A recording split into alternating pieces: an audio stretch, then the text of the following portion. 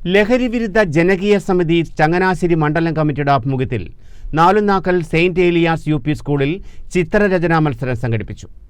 സമ്മേളനം school headmistress Mariamma Scaria ഉദ്ഘാടനം ചെയ്തു. ലഹരിവിരുദ്ധ ജനകീയ സമിതി ചങ്ങനാശ്ശേരി മണ്ഡലം കമ്മിറ്റിയുടെ നേതൃത്വത്തിലാണ് Nalunakkal saint Elias U P സ്കൂളിൽ ചിത്രരചനാ മത്സരം സംഘടിപ്പിച്ചത്. സമ്മേളനം school headmistress Mariamma Scaria ഉദ്ഘാടനം ചെയ്തു. ലഹരിവിരുദ്ധ ജനകീയ സമിതി ചെയർമാൻ ആർ സലീംകുമാർ അധ്യക്ഷത വഹിച്ചു.